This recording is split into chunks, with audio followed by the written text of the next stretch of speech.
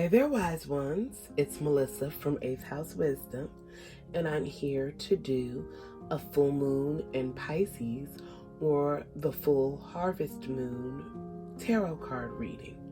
I'm going to be doing a full moon in Pisces spread from labyrinth.co, and I will drop a picture of that here for any of you all who are tarot readers or enthusiasts and want to replicate it for yourself. I'll be using the following decks that you see: the Goddess Tarot by Chris Waldeher, the Soul's Journey Lesson Cards by James Von Prague, Energy Oracle Cards by Sandra Ann Taylor, and Numerology Guidance Cards by Michelle Buchanan. Again, this will be a reading for the collective, so many points will connect with people, and others you may figure out as time passes on. Stay tuned, and I'll be back with the tarot card reading.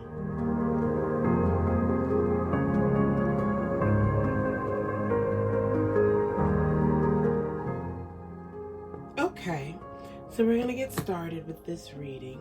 This full moon in Pisces spread actually uses a significator card. We're using card number 18, which is the moon, a perfect use for it. I'm going to do my last shuffle.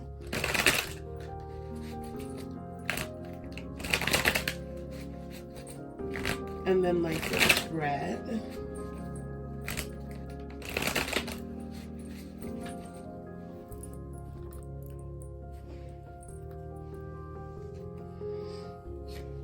What must I sacrifice?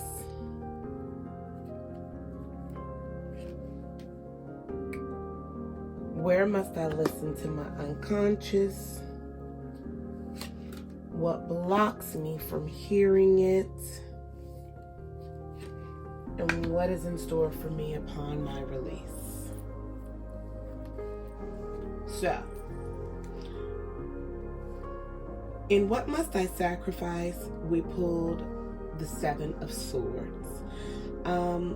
The Seven of Swords usually represents deception of some kind. It could be self-deception, or it could be deceiving of others. The harvest moon is a time to glean the fields so that you can reap the harvest. A lot of people have an energy where they feel as if they need to lie about themselves, lie about their accomplishments, or are experiencing lies by omission. I know I've been guilty of that. Choosing to turn a blind eye to things that are right in front of my face, because it allows you the opportunity to continue on with what it is you really want to be doing. So if that reaches you on any level, then know that the way in which we deceive ourselves needs to be sacrificed in order to move into a positive space for this new moon. For card number 2, which I'm moving down here, which is the Balance card, also known as Temperance in traditional decks. Where must I listen to my subconscious? Well, it's indicating that we all need a little bit of temperance, and that we need to be looking more towards the middle path of whatever it is that's affecting you. This full moon in Pisces is the 12th sign. It usually represents the shadow, the subconscious, our blind spot, and that's just looking at the initial 12 signs of the zodiac. But having your birth chart and knowing where Pisces falls specifically in your birth chart would give you a really clear idea about what kind of balance or what kind of temperance needs to happen. And that information is important because ultimately full moons are about moving towards completion. When you're experiencing new moon energy, it's the beginning of a cycle. When you're looking at full moon energy, it's the end of a cycle or the beginning of the end of a cycle, reaping, harvesting, manifesting.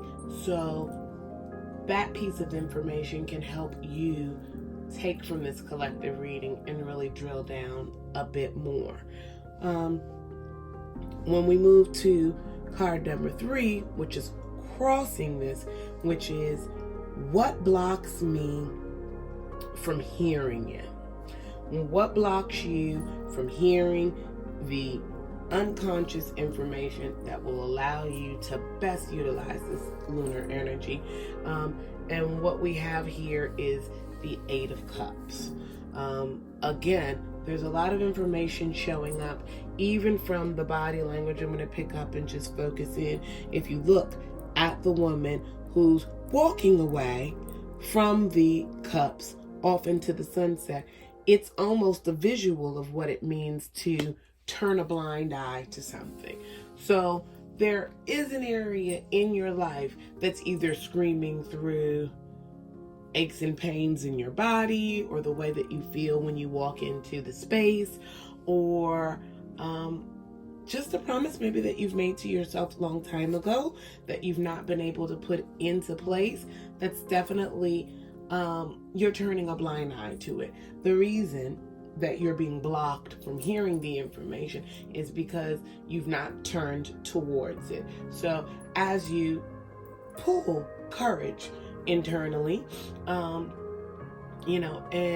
courage isn't the absence of fear, it's moving ahead in spite of it. But as you manifest the necessary courage to turn towards what needs to be balanced and look at it, you'll be able to know what to do, as well as you'll be able to tap into the lunar sense of intuition and energy that is guiding you towards your highest good. And then we're looking at card number 4, which is what is in store for me upon release. And what we have is the 4 of Pentacles. Now, the 4 of Pentacles could be interpreted in 2 ways.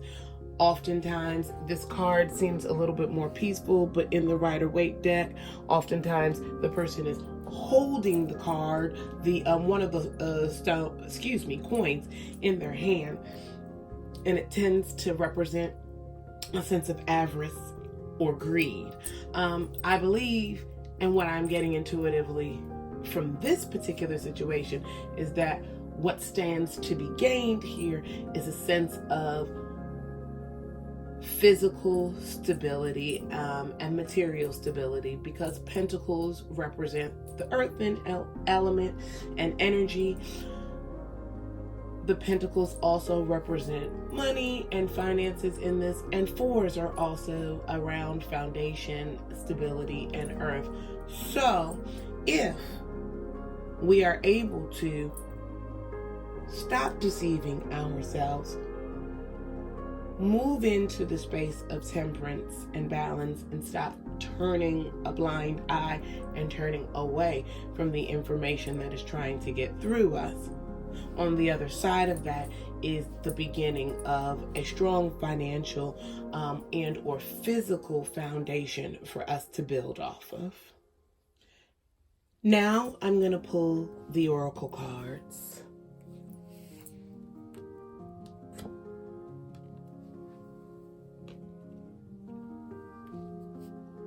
$32, music, as the numerology guidance card. 30, the garden in the gate, as the energy card. And death as the soul journey card. I know as I say the word death, many people can conjure a sense of fear. Death is the ultimate transformation of energy. So as we start there, the message indicates I am learning that endings are merely beginnings. And that's exactly what the soul's journey is indicating for us, that in the process of letting go of aspects of self-deception and deception with others, moving towards balance, we're able to create a stable financial and physical foundation for us to build off of. And the process of letting anything go is really the process of death. But via that death, there's always a transformation, because as an idea dies or a habit dies, something else shows up in its place. So death is merely another beginning. The next card that we have is the garden at the gate, as it relates to energy. And this card is about remembering abundant prosperity and staying safe. It indicates that you've got a choice. You can stay outside of the gate or you can move into it. The choice is whether or not you balance and move into the beautiful space on the other side. Do not fear the unknown. Embrace it in order to move in to your highest space. And then finally, 32 is a number to work with in this particular lunar cycle, and it represents music. You may find that playing, singing, and listening to music will factor into balancing you energetically, as well as the messages that you will be receiving from your angels, your guides, and the council on the other side.